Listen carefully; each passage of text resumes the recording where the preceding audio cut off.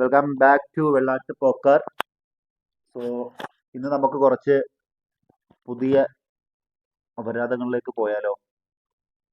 ഇപ്പൊ സോഷ്യൽ മീഡിയയിൽ ഇപ്പൊ 2 ദിവസം കൊണ്ട് കളിച്ചുകൊണ്ടിരിക്കുന്ന കുറച്ച് സാധനങ്ങൾ കേട്ടാ. അപ്പോൾ അതിലേക്ക് പോകാം. നേരെ ഡയറക്റ്റ് എന്നിട്ട് പോകാം കേട്ടോ, വേറെ കഥ പറച്ചിലൊന്നും ഇല്ല. ഫസ്റ്റ് ഇപ്പൊ നിലവിൽ ഓടിക്കൊണ്ടിരിക്കുന്ന മെയിൻ സംഭവം, ഇപ്പൊ കേരളം കത്തിക്കൊണ്ടിരിക്കുന്നത് Jasi Helen of Sparta. Okay, ഇവരുടെ ഒരു പ്രശ്നമാണ് ഇപ്പൊ നിലവിൽ ഭയങ്കരമായിട്ട് ഇപ്പൊ കത്തിക്കൊണ്ടിരിക്കുന്നത്. ഈ നായി പരമാറി പരപ്പു ഇവൻ എന്നെ വീഡിയോ കോൾ ചെയ്തിട്ട് എന്നോട് പറഞ്ഞു, വീഡിയോ എടുക്ക്, വീഡിയോ ഓണാക്ക് മോളെ. ഈ പരപ്പൂറനോട് ഞാൻ പറഞ്ഞതാണ്, എന്ത്, ഞാൻ പുറത്താണുള്ളത്, വീഡിയോ കോൾ എന്തായാലും ഓൺ ചെയ്യാൻ പറ്റില്ല. ഈ തന്തയില്ലാത്തവൻ എന്താ ചോദിച്ചാൽ വീഡിയോ കോൾ ഓൺ ചെയ്തിട്ട് ഡ്രസ്സ് ഒരു ഊരിലങ്ങ് ഊരി. അപ്പൊ തന്നെ ഞാൻ ഫോൺ മറച്ചു പിടിച്ചു. കാരണം ഞാൻ കുറെ ആൾക്കാരുടെ ഇടയിലാണ് ഞാൻ നിൽക്കുന്നുള്ളത്. ഞാൻ വേഗം ഫോൺ താഴ്ത്തി പിടിച്ചു. സംഭവം എന്ന് വെച്ചാല് ജാസിയുടെ സർജറി, അതായത് മുട്ടമണിയൊക്കെ മുറിച്ച് കളഞ്ഞിട്ടൊരു സംഭവം ഉണ്ടായിരുന്നല്ലോ. അപ്പോൾ മുറിച്ച് കളഞ്ഞിട്ട് അറിയില്ല കേട്ടോ, അത് മുറിച്ച് കളഞ്ഞിട്ടുണ്ടോ ഇല്ലയോ എന്നൊക്കെ. പുള്ളിക്കാരൻ ഹോസ്പിറ്റലിൽ കിടന്നൊരു വീഡിയോ നമ്മളെല്ലാവരും കണ്ടതല്ലേ, ഒരു ഡ്രസ്സെല്ലാം ഇട്ടിട്ട് കിടന്ന് നമ്മളെല്ലാം കണ്ടതല്ലേ. അപ്പോൾ കുറച്ച് ആൾക്കാർ, അതായത് ഇവരെ എടുത്ത് റിയാക്ട് ചെയ്യുന്ന കുറച്ച് ആൾക്കാർ ഇതിന്റെ സത്യാവസ്ഥ എന്താണെന്ന് അറിയാൻ വേണ്ടിയിട്ടൊക്കെ വിളിച്ച് ചോദിച്ചിരുന്നു, ഹോസ്പിറ്റലിലൊക്കെ വിളിച്ച് ചോദിച്ചിരുന്നു. അപ്പോൾ അങ്ങനൊന്നും ചെയ്തിട്ടില്ല എന്ന് ആണെന്ന് തോന്നുന്നുണ്ട് അവർക്ക് കിട്ടിയ ഒരു ഇൻഫർമേഷൻ. സോ അതിന് റിയാക്ട് ചെയ്തിട്ട് തന്നെ ഹെലൻ ഓഫ് സ്പാർട്ട ഒരു വീഡിയോ ചെയ്തിട്ടുണ്ടായിരുന്നു തോന്നുന്നു. ഞാൻ കണ്ടിട്ടില്ല കേട്ടോ, ആ വീഡിയോ കണ്ടിട്ടില്ല. അപ്പോ നാനാ ഭാഗത്തു നിന്നും ജാസി താത്താക്ക് എതിര് വന്നത് കൊണ്ടായിരിക്കാം അതിന്റെ പ്രലോഭനത്തിൽ ഈ പറഞ്ഞ ഹെലൻ ഓഫ് സ്പാർട്ടേനെ അവൻ വിളിച്ചിട്ട് ജാസ് നമുക്കെപ്പോഴും അവൻ തന്നെ കേട്ടാ. അപ്പോ അവൻ ഹെലൻ ഓഫ് സ്പാർട്ട ഇവളെ വിളിച്ചിട്ട് മുണ്ടുമൊക്കെ കാണിച്ചു. അതാണിപ്പോ നിലവിൽ ഒരു വലിയ പ്രശ്നമായിട്ട് പൊക്കോണ്ടിരിക്കുന്നത്. കേട്ടു നോക്കാം. ഹെലൻ ഓഫ് സ്പാർട്ട തന്നെ അതിന് ശേഷം വന്ന് റിയാക്ട് ചെയ്താണ് ഇപ്പൊ നമ്മൾ കണ്ടുകൊണ്ടിരിക്കുന്നത്. ഞാൻ പറയട്ടെ, നിങ്ങളൊരു സ്ത്രീ ആവാൻ മെനക്കിടുന്ന ഒരാളാണെന്ന് നിങ്ങൾ പറഞ്ഞു. സ്ത്രീകളോടാണ് ഞാൻ പറയുന്നത്. ഞാനൊരു സ്ത്രീ തന്നെ ആവട്ടെ, നിങ്ങളോട് ഞാൻ പറഞ്ഞിട്ടില്ല ഞാൻ എന്റെ വീട്ടിൽ ഒറ്റ ഒരു റൂമിൽ ഇരിക്കുന്നതാണ്. അങ്ങനെയാണെങ്കിൽ പോലും നിങ്ങൾ എനിക്ക് കാണിച്ചു തരാൻ വേണ്ടി പാടില്ല. വൃത്തികിട്ടുന്ന നികൃഷ്ടജീവി. നികൃഷ്ടജീവി. അപ്പോ അതാണ് സംഭവം. നാനാ ഭാഗത്തുനിന്നും പുള്ളിക്കാരന് നല്ല ഊക്ക് കിട്ടിക്കൊണ്ടിരിക്കുന്ന സമയമാണ്. അപ്പോ ഇതിനെതിരെ പുള്ളിക്കാരത്തി വീഡിയോ ചെയ്തു. അതിനെതിരെ ജാസി വന്നിട്ട്, ഫുൾ നെയിം എന്താ ഈ ജാസിയുടെ, ജാസിലല്ലേ, അങ്ങനെ എന്തോ ആണെന്ന് തോന്നുന്നുണ്ട്. എന്തായാലും ആ പ്രലോഭനത്തില് വന്ന് കാണിച്ചതൊരു തന്തയിലാഴിയായി പോയി. ഒരു പെങ്കൊച്ചിനെ വിളിച്ചിട്ട് വീഡിയോ കോളില് മുണ്ടൂക്കി കാണിക്കാന്ന് പറയുമ്പോൾ അതൊരു തന്തയിലാത്തരമായി പോയി. പക്ഷെ ആ പൊക്കിയ സംഭവം സസ്പെൻസ് ആകട്ടാ. കേരളം ഒന്നാകെ എന്താണെന്ന് അറിയണമെന്ന് വിചാരിച്ചൊരു സസ്പെൻസ് ആണ് ഈ പറയുന്ന ഹെലൻ ഓഫ് സ്പാർട്ടയ്ക്ക് ഫ്രീ ആയിട്ട് പൊക്കി കാണിച്ചു കൊടുത്തത്. അവിടെ എന്താ സംഭവം എന്ന് അറിയാലോ. എനിവേ, നാനാ ഭാഗത്ത് ഊക്ക് തന്നെയാടാ. എനിക്ക് തോന്നുന്നു അങ്ങനെ പിടിവിട്ടിട്ടെന്തോ ചെയ്താന്ന് തോന്നുന്നുണ്ട്. എന്താണെങ്കിലും ഒന്നെങ്കിൽ ആണായിട്ട് ജീവിക്കൂ സുഹൃത്തെ നീ, അല്ലെങ്കിൽ ട്രാൻസ്ജെൻഡർ ആണ് എന്നുണ്ടെങ്കിൽ ആ ഒരു കമ്മ്യൂണിറ്റിയിലേക്ക് പോകാനാണ് ആഗ്രഹിക്കുന്നെങ്കിൽ അതിനും കുറെ നിബന്ധനകളുണ്ട്, അതിനും കുറെ മര്യാദകളൊക്കെ ഉണ്ട് എന്നാണ് എനിക്ക് തോന്നുന്നത്. സോ ജാസി അണ്ണ, അപ്പോ ജാസി അണ്ണൻ കുറച്ചും കൂടിയൊക്കെ മര്യാദ പാലിച്ച് പോവുക. വെറുതെ ഇരിക്കുന്ന സ്ത്രീകളെയൊക്കെ വിളിച്ച് മൊട്ടമണി കാണിക്കാൻ നിന്നാല് ചിലപ്പോ അത് വലിയ പ്രശ്നങ്ങളിലേക്ക് പോവും. പിന്നെ പൊക്കി കാണിക്കാൻ ചിലപ്പോൾ ഒന്നും ഉണ്ടാവുമെന്ന് വരില്ല, പൊക്കാനേ ഒന്നും ഉണ്ടാവും തോന്നുന്നില്ല പിന്നെ. സോ എനിവേ, നമുക്ക് അടുത്തൊരു വീഡിയോയിലോട്ട് പോവാം. അടുത്ത വീഡിയോ, ഗോകുലം മൂവീസ് വളരെയധികം പടങ്ങൾ ഇപ്പോ നമ്മുടെ കേരളത്തിൽ ഡിസ്ട്രിബ്യൂഷൻ ചെയ്യുന്നുണ്ട്. ഇതിന്റെ എല്ലാം ചുക്കാൻ പിടിക്കുന്ന ഈ സിനിമയുടെ റിലീസിന് പങ്കാളിയായ സുജിത്ത് ഈ കൂട്ടത്തിൽ ഇവിടെ ഉണ്ട്. സുരേഷേട്ടൻ അന്വേഷിക്കുന്നുണ്ട്. സുരേഷേട്ടൻ ഇപ്പൊ ആളങ്ങോട്ട് മാറിയല്ലേ. സുരേഷേട്ടൻ ഇപ്പോ പണ്ടൊക്കെ നമ്മള് കാണുന്ന സിനിമകളിൽ ഞാനൊക്കെ കണ്ട ഒരു സുരേഷ് ഗോപി ഉണ്ട്. പോലീസ് യൂണിഫോമിൽ വന്നിട്ട് ഒരു 40 സെക്കൻഡ് 50 സെക്കൻഡ് ഉള്ളതൊക്കെ ഒരു ഡയലോഗൊക്കെ ഒറ്റ ശ്വാസത്തിൽ പറഞ്ഞിട്ട് ലാസ്റ്റ് ഷിറ്റും പറഞ്ഞിട്ട് സ്ലോ മോഷനിൽ നടന്നു പോകുന്നൊരു സുരേഷ് ഗോപിയാണ് എന്റെയൊക്കെ മനസ്സിലുണ്ടായിരുന്നത്. അതായത് നമ്മളൊക്കെ സ്നേഹിച്ചത് അങ്ങനത്തെ ഒരു സുരേഷ് ഗോപിനെ ആണല്ലോ. പുള്ളി ഇപ്പോ ഭയങ്കര എൻറ്റയർലി ഡിഫറെന്റ്ലി പുള്ളി അങ്ങോട്ട് വേറൊരു യൂണിവേഴ്സിലോട്ട് പോയിട്ടുണ്ട് ഇപ്പോൾ നമ്മൾ ഈ കണ്ട വീഡിയോയ്ക്കകത്ത് ഒരു അമ്മ കൈ കൊടുത്തപ്പോൾ, അതായത് സ്നേഹം കൊണ്ട് നമ്മൾ ഹാൻഡ് ഹാൻഡ് കൊടുക്കുമല്ലോ. സോ അപ്പൊ തന്നെ സഡൻലി തിരിഞ്ഞു നിന്നിട്ട് വെള്ളം ഒഴിച്ചിട്ട് കൈ കഴുകുന്ന ഒരു എന്താ അയിത്തം കാണിക്കുന്ന പോലെ എനിക്ക് ഫീൽ ചെയ്തു. അയിത്തം കാണിക്കുന്ന പോലെ. പണ്ട് കാലത്തൊക്കെ നമ്മൾ കേട്ടിട്ടുണ്ട്, മേൽജാതിക്കാര് താഴ്ജാതിക്കാര് അയിത്തം, നമ്മൾ മാറി നടക്കണം, അങ്ങനെയൊക്കെയുള്ള സംഭവങ്ങളൊക്കെ പണ്ടൊക്കെ നമ്മൾ കേട്ടിട്ടുണ്ട്. 2026 ഫസ്റ്റ് ഡേ January 1 അല്ലേ? ഈ വീഡിയോയ്ക്ക് മാക്സിമം പോയാൽ ഒരു 2 വീക്ക് പഴക്കം ഉണ്ടാവുള്ളൂ. മാക്സിമം ഒരു 1 വീക്ക് 2 വീക്കിൻ്റെ ഇടയ്ക്കുള്ള ഒരു സംഭവമാണിത്. ഇപ്പോഴും അങ്ങനെയൊക്കെ ചിന്തിക്കണോ? അങ്ങനെയൊക്കെ ചെയ്യണോ? ഇപ്പൊ പുള്ളിക്ക് എന്തെങ്കിലും ഈ പറഞ്ഞ കൊറോണയ്ക്ക് ശേഷമൊക്കെ ആണെന്നുണ്ടെങ്കിൽ ആൾക്കാർക്ക് ഭയം വന്നു തുടങ്ങി, സ്വാഭാവികമാണ്. അങ്ങനെയുള്ളവർ എന്ത് ചെയ്യുക? പൊതുപരിപാടികൾക്ക് പോകാതിരിക്കുക. ഇനി പോകുമ്പോൾ മാസ്ക് വെക്കുക, കയ്യിൽ ഗ്ലൗസ് ഇടുക. ഇതൊരാളിനെ ഇൻസൾട്ട് ചെയ്യുന്നത് പോലെയാണ് എനിക്ക് ഫീൽ ചെയ്തത്. പേഴ്സണലി എനിക്ക് ഫീൽ ചെയ്തത് ഇൻസൾട്ട് ചെയ്യുന്ന പോലെയാണ്. അതെന്തോ പുള്ളി എന്തോ ഒരു തമ്പുരാൻ, ബാക്കിയുള്ളവരെല്ലാം കീഴിലെ ആൾക്കാർ പുള്ളിക്ക് കൈ കൊടുത്തു, അപ്പം തന്നെ പുള്ളി അതിനെ കഴുകിക്കളയുന്നു. എനിവേ, എന്തായാലും ഇദ്ദേഹത്തിനൊക്കെ വേണ്ടിയിട്ട് ഇപ്പോഴും ചുക്കാൻ പിടിക്കാൻ ആൾക്കാരുണ്ടല്ലോ എന്നുള്ള ആലോചിക്കുമ്പോൾ I am shame of you. പിന്നെ ഇനിയും കൊടുക്ക്, തൃശ്ശൂർ മാത്രമാക്കണ്ട, ഇനി നിങ്ങൾ അങ്കമാലിയും പെരുമ്പാവൂരും ഒക്കെ പുള്ളിക്ക് കൊടുക്ക്. ഗൂഗിൾ, സോ പുള്ളിയുടെ മൂത്ത മകൻ, പുള്ളീനെ എനിക്ക് കുഴപ്പമില്ലാന്ന് തോന്നിയിട്ടുണ്ട് കേട്ടോ. പുള്ളി ഒരു കുഴപ്പമില്ലാത്തൊരു മനുഷ്യനാണെന്ന് തോന്നിയിട്ടുണ്ട്. രണ്ടാമത്തെ ചെക്കനെ പറ്റി എനിക്ക് വലിയ അഭിപ്രായമൊന്നുമില്ല.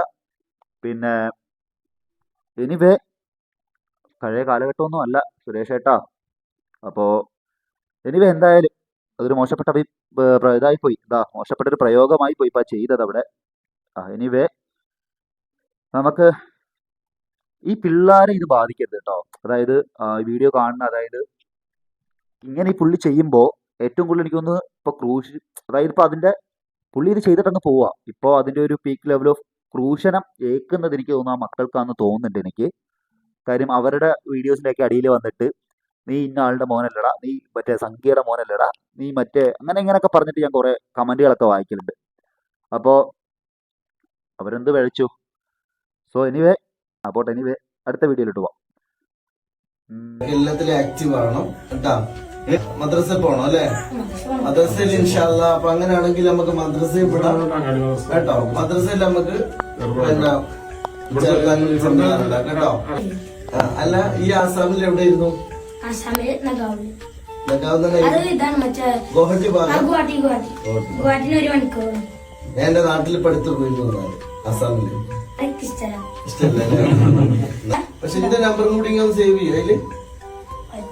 അല്ലാണ്ട് ഇപ്പൊ എന്താ വെച്ചാൽ എന്റെ ബോളാണെന്ന് എനിക്ക് മനസ്സിലാവില്ല.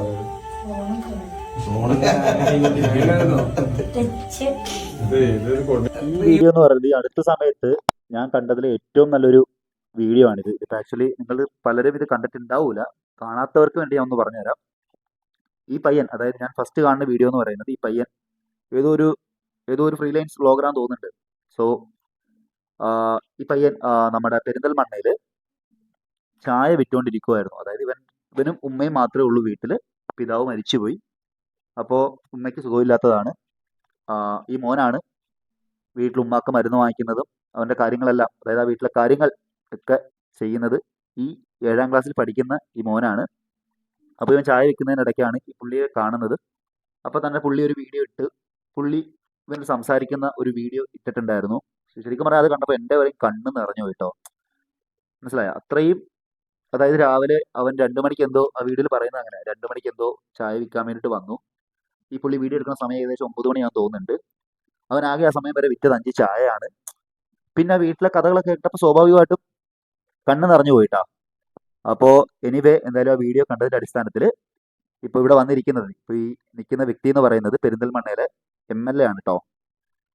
പുള്ളിയുടെ പേര് എനിക്ക് അറിയത്തില്ല. ഞാൻ പുള്ളിനെ ഫസ്റ്റ് ടൈമാണ് കാണുന്നത് കേട്ടോ. പിന്നെ ഞാൻ അതിനെപ്പറ്റി പുള്ളിയുടെ പേരൊന്നും നോക്കാൻ പോയില്ല. സോ ഇനിയിപ്പോൾ എന്തായാലും പുള്ളിയുടെ പേര് നോക്കണം. എനിവേ, എന്തായാലും പുള്ളി ചെയ്തൊരു കാര്യമുണ്ടല്ലോ, അതായത് ഇതാണ് ശരിക്കും കേരളം ആഗ്രഹിച്ച MLA മാരെന്ന് പറയുന്നത് ഇതാണ്. കാര്യം ആ വീഡിയോ പുള്ളിക്ക് ആ വീഡിയോ കണ്ട് എനിക്ക് തോന്നുന്നു എൻ്റെ പിറ്റേ ദിവസം തന്നെ പുള്ളി ആ വീട്ടിലെത്തുകയും ആ മോന് വേണ്ട എല്ലാ കാര്യങ്ങളും അവർ ചെയ്യാമെന്നുള്ളൊരു ഉറപ്പും കൊടുത്തു. അതേപോലെ വീട്ടിൽ മാത്രമല്ല ആ മോൻ്റെ സ്കൂളിൽ പോയി ടീച്ചർമാരുമായിട്ട് സംസാരിച്ചു, അവൻ്റെ സുഹൃത്തുക്കളുമായി സംസാരിച്ചു. പിന്നെ അതേപോലെ പുള്ളി പറഞ്ഞതിനകത്തൊരു മെയിൻ കാര്യം എനിക്ക് ഏറ്റവും പേഴ്സണലി എന്നെ ടച്ച് ചെയ്ത ഒരു മാറ്ററാണ്. പുള്ളി പറഞ്ഞത് ഒരു പിരിവും ഈ മോൻ്റെ പേരിൽ ഒരു പിരിവും എടുക്കണ്ട, അവനെ പഠിപ്പിക്കാനോ അവൻ്റെ മറ്റുള്ള കാര്യങ്ങൾക്കോ വേണ്ടാന്ന് പുള്ളി പറഞ്ഞു. അത് കേട്ടപ്പോൾ എനിക്ക് ഭയങ്കരമായിട്ട് എനിക്കതോ പുള്ളിനോട് അത്രയും ഒരു ബഹുമാനം തോന്നി. ഒരുപാട് സ്നേഹമുണ്ട്, ഒരുപാട് സ്നേഹമുണ്ട്. നിങ്ങൾ അതായത് ഇവരെ പോലെ ഉണ്ടാവട്ടെ, ഇതേപോലെ ഇനിയും കുറേ MLA-മാരുണ്ടാകട്ടെ, കുറേ ആൾക്കാർ നല്ല മനുഷ്യരുണ്ടാവട്ടെ, മറ്റുള്ളവൻ്റെ വിഷമത്തിൽ പങ്കുചേരാൻ മനസ്സുള്ള ഒരുപാട് ആൾക്കാരുണ്ടാവട്ടെ കേരളത്തിൽ. സോ അതൊക്കെയാണ് നമ്മൾ ആഗ്രഹിക്കുന്നൊരു കേരളം അല്ലേ. സോ എന്തായാലും ഐ വിൽ റെസ്പെക്ട് സാർ. പുള്ളി ഒരു കൊള്ളാം, പുള്ളി അടിപൊളി ഒരു MLA ആണ്. പുള്ളിയൊക്കെയാണ് ശരിക്കും ഒരു പൊതുപ്രവർത്തകൻ എന്ന് പറയാം നമുക്ക് അക്ഷരം തെറ്റാതെ. സോ ബാക്കി കാണാം. യൂണിഫോം ഒക്കെ ഈ വാങ്ങിയിട്ടുണ്ടോടാ? ഒരു ജോഡി വാങ്ങിക്കോ. എന്നിട്ട് നമുക്ക് വാങ്ങാം കേട്ടോ.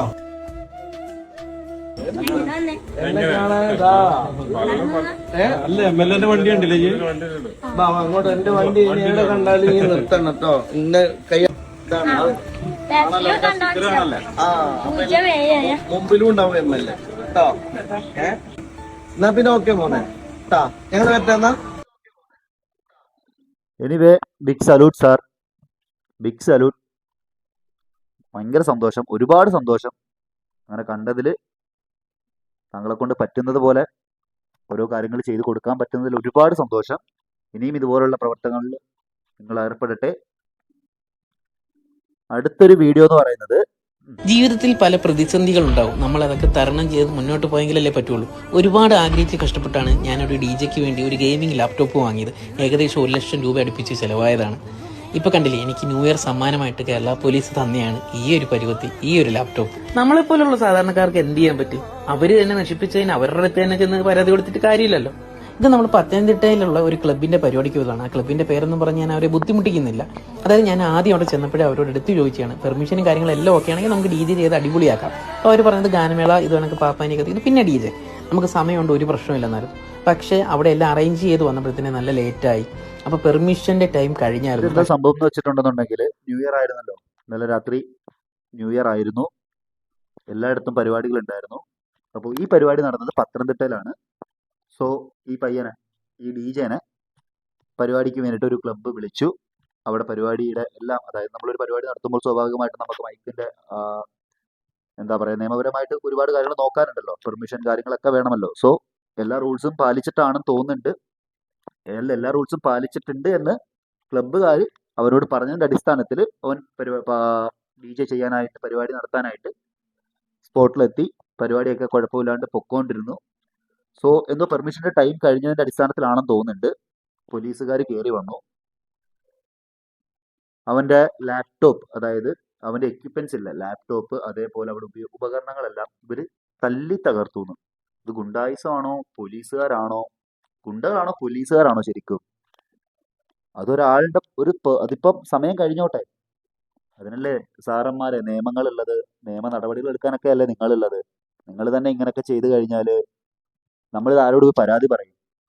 അത് നിങ്ങൾ ഒന്ന് ആലോചിച്ച് നോക്കും. നമ്മളിത് പിന്നെ ആരോട് പോയി പരാതി പറയും? നിങ്ങളാണിപ്പോൾ ഈ ക്രൂരത ചെയ്തത്. അവൻ്റെ അന്നമായിരിക്കും അത്, അല്ലേ? അവൻ്റെ അന്നമായിരിക്കും അത്. അവൻ അതിനകത്ത് വർക്ക് ചെയ്തിട്ടായിരിക്കും അവനൊരു മാസം അവൻ്റെ കുടുംബം മുമ്പോട്ട് കൊണ്ടുപോയിക്കൊണ്ടിരിക്കുന്നത്. അതിനെ നിസ്സാരമായി ഒരു ചവിട്ടിൽ തല്ലി തകർത്തപ്പോൾ അവൻ ഇതിൻ്റെ പരാതി പറഞ്ഞ് ആരോട് പോകും?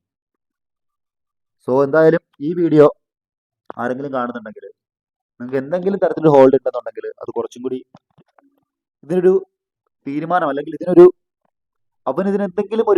അവൻ ഇതിനു വേണ്ടി ഫേവറബിളായി എന്തെങ്കിലും ചെയ്തു കൊടുക്കാൻ പറ്റണ ആർക്കെങ്കിലും എടുത്തേക്ക് ഈ വീഡിയോ എത്തിച്ചു കൊടുക്കുക.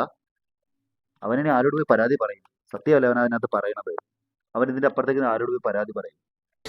അവനാ പറയുന്നത് അവനിപ്പോഴും ഇതൊരു സാധാരണക്കാരനല്ലടാ. അവൻ ഈ പറഞ്ഞതുപോലെ പോലീസുകാരെ കുറ്റം പറയാനോ പോലീസുകാരോട് തിരിച്ചെതിർക്കാനോ അതിന് ചിലപ്പോൾ പറ്റിയെന്ന് വരില്ലല്ലോ.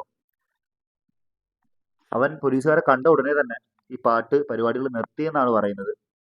അപ്പോൾ അതിനുശേഷവും അങ്ങനെ ഒരു കയ്യേറ്റത്തിലേക്കോ അല്ലെന്നുണ്ടെങ്കിൽ പ്രവൃത്തിയിലേക്ക് പോകേണ്ട കാര്യമില്ലായിരുന്നു. ചെയ്യേണ്ട, നിയമം പാലിക്കേണ്ട അല്ലെങ്കിൽ നിയമം പറഞ്ഞു കൊടുക്കേണ്ട പോലീസുകാർ തന്നെ കയ്യാങ്കളിയിലേക്കും കാലുപൊക്കി ചവിട്ടലിലേക്കൊക്കെ പോകുമ്പോൾ സ്വാഭാവികമായിട്ടും അതൊരു മോശപ്പെട്ട പ്രവൃത്തിയാണ്. സോ എന്തായാലും നമുക്ക് അടുത്തൊരു വീഡിയോയിലോട്ട് പോവാം. വേസ്റ്റ് വലിച്ചെറിയുന്നതിൻ്റെ ദൃശ്യങ്ങളോ ഫോട്ടോയോ വീഡിയോയോ ഫോട്ടോയോ ആ വാട്സപ്പ് നമ്പറിലേക്ക് അയച്ചാൽ ആളെ കണ്ടെത്തി ഇട്ട ഫൈനിൻ്റെ 4/1 പാരിതോഷികം കൊടുക്കും. നിങ്ങൾ പോലും ഇത് അറിഞ്ഞിട്ടില്ല. അതാണ് 9446 700 800. ആ വാട്സപ്പ് നമ്പറിലേക്ക് അയച്ചു കൊടുത്താൽ മതി. ആ വാട്സപ്പ് നമ്പറിൽ കിട്ടിയ പരാതിയുടെ അടിസ്ഥാനത്തിൽ ഇതുവരെ 67 ലക്ഷം രൂപ ഫൈൻ ഇട്ടിട്ടുണ്ട്. അപ്പൊ അതിൽ 4/1 ഇത് അയച്ചവർക്ക് കിട്ടിയിട്ടുണ്ട്. അതാണ്. അപ്പം ഞാൻ സാധാരണ പറയാറുണ്ട്, നിങ്ങൾ 10,000 രൂപ ഫൈൻ ഇടുന്ന ഒരു കേസ് പിടിച്ചാൽ 2,500 പോക്കറ്റിലാണ്. 50,000 വരെ ഫൈനുണ്ട്. 50,000 ഒറ്റ കേസ് പിടിച്ചാൽ പിന്നെ ഒരാഴ്ച ജോലിക്ക് പോയില്ലെങ്കിലും കുഴപ്പമില്ല, 12,500 കൈ കിട്ടും. ഒരാഴ്ച ജോലിക്ക് പോയില്ലെങ്കിലും കുഴപ്പമില്ല, സാധാരണക്കാരൻ്റെ കാശല്ല, അവൻ ജോലിക്ക് പോകേണ്ടത് തരണമെങ്കിൽ. അപ്പോൾ അതല്ല ഇവിടുത്തെ പ്രശ്നം. വേസ്റ്റ് നമ്മൾ ഒരിക്കലും പുറത്ത് കളയാൻ പാടില്ല. അതായത് നമ്മളുടെ വീട്ടിലുള്ള വേസ്റ്റുകൾ ഉണ്ടാവൂലേ, ആഹാരത്തിൻ്റെതായിക്കോട്ടെ, ഫുഡ് വേസ്റ്റ് ആയിക്കോട്ടെ, പ്ലാസ്റ്റിക് വേസ്റ്റ് ആയിക്കോട്ടെ. പ്ലാസ്റ്റിക് വേസ്റ്റ് ഒക്കെ എടുക്കാൻ എനിക്ക് തോന്നുന്നു പഞ്ചായത്തിൽ നിന്ന് ഇപ്പോൾ കൃത്യമായ ആൾക്കാർ വരുന്നുണ്ട്, അതെടുത്തുകൊണ്ട് പോകുന്നുണ്ട്. മാസം എന്തോ 50 രൂപയോ അങ്ങനെ എന്തോ ഒരു എമൗണ്ട് ഒക്കെ ഉള്ളൂ. പിന്നെ ഈ പറഞ്ഞ ഫുഡ് വേസ്റ്റ് പോലുള്ള കാര്യങ്ങൾ, അതിന് ശരിക്കും പറഞ്ഞാൽ ഈ സിറ്റികളിൽ, അതായത് ഇപ്പോൾ ഈ കൊച്ചി പോലുള്ള സിറ്റികളിലൊക്കെ താമസിക്കുന്ന ആൾക്കാർ, ഞാനൊക്കെ കൊച്ചിയിൽ ഒരു 3-4 വർഷത്തോളം താമസിച്ചിട്ടുള്ളതാണ്. സോ ഞാൻ എൻ്റെ ഒരു പോയിന്റ് ഓഫ് വ്യൂ ഞാൻ പറയുന്നത്, ഞാൻ അവിടെ നിന്നും ഇതുവരെയും കൊണ്ടുപോയി ഫുഡ് വേസ്റ്റ് കളയാൻ വേണ്ടിയിട്ടൊന്നും ഒരു സ്ഥലം ഞാൻ കണ്ടിട്ടില്ല. പിന്നെ ഞാൻ ആദ്യ സമയങ്ങളിലൊക്കെ ഞാനൊരു ഫ്ലാറ്റിലായിരുന്നു. സോ അവിടെ അതിന് പ്രോപ്പർലി നമ്മൾ ആ ഫുഡ് വേസ്റ്റ് എടുത്ത് റൂമിൻ്റെ വെളിയിൽ വെച്ചാൽ അതിനെ കൊണ്ടുപോയി കളയാൻ വേണ്ടിയിട്ട് ഫ്ലാറ്റിലൊരു മെയിൻ്റനൻസ് എമൗണ്ട് അവർ നമ്മുടെ നിന്ന് വാങ്ങിക്കും. സോ അതിനെ അവർ കൊണ്ട് ഡിസ്പോസ് ചെയ്യും. സാധാരണഗതിയിൽ ഒരു എറണാകുളത്തേക്ക് വീടുകൾ നിങ്ങൾക്ക് അറിയാമായിരിക്കുമല്ലോ, 2 സെൻറ്റിലൊക്കെ ആയിരിക്കും ഒരു വീടേ നിൽക്കുന്നത്. അപ്പം അതിനുള്ളൊരു വേസ്റ്റ് കളയാൻ പ്രോപ്പർലി ഒന്നും ചെയ്യാൻ കഴിയുമെന്ന് വരില്ല ചിലപ്പോൾ. അപ്പോൾ ഇങ്ങനെയുള്ള വേസ്റ്റുകളൊക്കെ കൊണ്ടുപോയിട്ട് നമ്മൾ എവിടെയാണ് കളയേണ്ടത്? അത് നിങ്ങളൊന്ന് ആലോചിച്ചിട്ടുണ്ടോ? നിങ്ങൾ വേസ്റ്റ് കളയരുത് എന്ന് പറയുന്നുണ്ട്, ശരിയാണ്. വേസ്റ്റ് നമ്മളുടെ പൊതുസ്ഥലങ്ങളിലോ റോഡുകളിലോ കളയാനുള്ളതല്ല. പക്ഷേ ഇതിന് എവിടെ കളയണം? അതിനും കൂടി ആരെങ്കിലും കൃത്യമായിട്ടൊരു മറുപടി. ഇത് എറണാകുളത്തൊക്കെ താമസിക്കുന്ന ആൾക്കാരൊക്കെ രൂക്ഷമായിട്ട് തന്നെ അവർ അനുഭവിക്കുന്ന ഒരു പ്രശ്നം തന്നെയാണ് കേട്ടോ, ഈ വേസ്റ്റിനെ പറ്റിയിട്ടുള്ള ഈ വേസ്റ്റിൻ്റെ പ്രശ്നം. അതായത് ഇത് കളയാനൊരു സ്ഥലമില്ല. ഈ ഫൈൻ ഇത്രയും വാങ്ങിച്ചെന്ന് നിങ്ങൾ പറഞ്ഞല്ലോ, ഇത്രയും ഫൈൻ വാങ്ങിച്ചു എന്ന് സാറ് പറഞ്ഞല്ലോ. സോ അതിൻ്റെ അകത്തുള്ള കുറച്ച് ക്യാഷ് മുടക്കിയിരുന്നെങ്കിൽ, അല്ലെങ്കിൽ അതിൻ്റെ പകുതി പൈസ മുടക്കിയിരുന്നെങ്കിൽ നമുക്ക് കൃത്യമായി വേസ്റ്റ് കൊണ്ടുപോയി ഡംപ് ചെയ്യാനുള്ളൊരു സ്പോട്ട്, അല്ലെങ്കിൽ ഡംപ് ചെയ്യാനുള്ളൊരു സംവിധാനം നിങ്ങൾ ഉണ്ടാക്കിയാൽ എല്ലാവരും കൃത്യമായി വേസ്റ്റ് കൊണ്ട് അതിൽ തള്ളൂലേ? നിങ്ങൾക്ക് എന്ത് ചെയ്യാം, പിറ്റേ ദിവസം അല്ലെങ്കിൽ 2 ദിവസം കൂടിയിരിക്കുമ്പോൾ ഒരു ദിവസം വന്ന് ഒരു ലോറിയിൽ വന്നിട്ട് ആ വേസ്റ്റിനെ കൊണ്ടുപോയി നിങ്ങൾക്ക് വേറെ എവിടെയെങ്കിലും ഡംപ് ചെയ്തിന് ഒഴിവാക്കാം. സാറ് ചെന്നൈയിലൊക്കെ ആണെന്നുണ്ടെങ്കിൽ, ഇവിടെ ചെന്നൈയിലൊക്കെ എങ്ങനെയാണെന്നുണ്ടെങ്കിൽ എല്ലാ ദിവസവും വേസ്റ്റ് നമ്മുടെ വീടിൻ്റെ പുറത്ത് ഗേറ്റിൽ വെച്ചാൽ മതി. മനസ്സിലായ? കൃത്യമായി അതിനെ എല്ലാ ദിവസവും വന്ന ആൾക്കാർ എടുത്തുകൊണ്ട് പോയി കളയും എന്നുള്ളതാണ്. ഇവിടെയൊക്കെ അങ്ങനെയാണ്. അപ്പോൾ നമ്മുടെ നാട്ടിൽ അങ്ങനെ ഒരു സംവിധാനമേ ഇല്ല. അപ്പോൾ പിന്നെ ഫൈൻ മാത്രം എല്ലാത്തിനും, നമ്മുടെ കയ്യിൽ നിന്ന് എല്ലാ കേസിലും പൈസ മേടിക്കാൻ മാത്രമേ ഉള്ളൂ ആൾക്കാരെന്ന് തോന്നുന്നുണ്ട്. സോ എനിവേ, ഇത് ഒരുപാട് പേര് അനുഭവിച്ചിട്ടുണ്ടാവും കേട്ടോ. സോ നിങ്ങൾക്ക് ഇങ്ങനെ ഒരു അനുഭവം ഉണ്ടായിട്ടുണ്ടെങ്കിൽ നിങ്ങൾ പറയും. വേസ്റ്റ് കൊണ്ട് കളഞ്ഞ സ്ഥലമെന്ന് പറയണ്ട, വേസ്റ്റ് കൊണ്ട് കളഞ്ഞിട്ടില്ല, നിങ്ങൾക്ക് അനുഭവിച്ചിട്ടുണ്ടാവുമല്ലോ. നിങ്ങൾ ഇതെന്ത് ചെയ്യണം, ഇതിപ്പോൾ എന്തോ ചെയ്യാൻ പറ്റും എന്നൊക്കെ വിചാരിച്ചിട്ട് അനുഭവിച്ചിട്ടുണ്ടാവില്ല. സോ എന്തായാലും നിങ്ങൾക്ക് എന്താണ് തോന്നിയിട്ടുള്ളത് നിങ്ങൾ പറയും. കാര്യം എറണാകുളത്ത് അങ്ങനെ സ്ഥലം ഇല്ലടാ, കളയാൻ അങ്ങനെ ഒരു സ്പോട്ടൊന്നും ഇല്ല. ഭയങ്കര ബുദ്ധിമുട്ടാണ് ഈ വേസ്റ്റിൻ്റെ കാര്യത്തിലൊക്കെ. ഒരുപാട് ഞാനൊക്കെ അത്ര അനുഭവിച്ചിട്ടുണ്ട്. കാര്യം ഞാൻ പറഞ്ഞില്ല, 2 വർഷം കഴിഞ്ഞ് ഞാൻ ആ ഫ്ലാറ്റിൽ നിന്നൊക്കെ മാറിയതിന് ശേഷം ഒരു വീട് എടുത്തതിന് ശേഷം ഇവിടെ ആക്ച്വലി എനിക്കിവിടെ കളയാനൊരു ഓപ്ഷൻ ഉണ്ടായിരുന്നില്ല. സോ ഞാനൊക്കെ ഒരുപാട് ബുദ്ധിമുട്ടിട്ടുണ്ട് ഈ വേസ്റ്റിൻ്റെ കാര്യത്തിൽ. മനസ്സിലായ? ഞാനും പുറത്തുകൊണ്ട് കളഞ്ഞിട്ടുണ്ട് കേട്ടോ, അതെവിടെയാണെന്നും പറയുന്നില്ല. പക്ഷെ എന്നാലും ഇവിടുന്ന് ഞാൻ കിലോമീറ്ററുകൾ പോയിട്ടാണ്, ഇവിടുന്ന് 15-17 കിലോമീറ്റർ ഒക്കെ പോയിട്ട് ഞാൻ വേസ്റ്റ് കൊണ്ട് കളയാൻ പോയിട്ടുണ്ട്. അതും നമുക്കും എവിടെ വേണമെങ്കിലും കളഞ്ഞാൽ മതി, മനസ്സിലായി? എവിടെ വേണമെങ്കിലും കളഞ്ഞാൽ മതി. പക്ഷെ അതിനെപ്പോലും നമ്മുടെ മനസ്സ് അനുവദിക്കാത്തതുകൊണ്ട് നമ്മൾ അത്രയും മെനക്കെട്ടൊക്കെ പോയി ഇത് കളഞ്ഞിട്ടൊക്കെ ഉണ്ട്. അപ്പോൾ ഇതിൻ്റെയൊക്കെ സാഹചര്യം ഇങ്ങനെയാണ്. ഇതുകൊണ്ടാണ് ഇങ്ങനൊരു സംവിധാനം ഇല്ലാത്തത് കൊണ്ടല്ലേ ഇത് പ്രശ്നങ്ങളൊക്കെ ഉണ്ടാവുന്നത് സാറേ. അപ്പോൾ അതിന് നിങ്ങൾ ഇത്രയും വലിയൊരു സിറ്റി ആണല്ലോ, മെട്രോ സിറ്റിയാണ്. അപ്പോൾ അതിന് കൃത്യമായി വേസ്റ്റ് കൊണ്ട് കളയാനും അതിനെ എടുത്തുകൊണ്ട് പോകാനും ഒക്കെ ഉള്ളൊരു സംവിധാനം ഉണ്ടെങ്കിൽ ഇങ്ങനത്തെ ഒരു പ്രശ്നം ഉണ്ടാവില്ല. സോ എനിവേ, ഉണ്ടാവട്ടെ, എന്തെങ്കിലുമൊക്കെ ഒരു സംവിധാനങ്ങൾ ഇതിന് നിങ്ങൾ ഉണ്ടാക്കുക.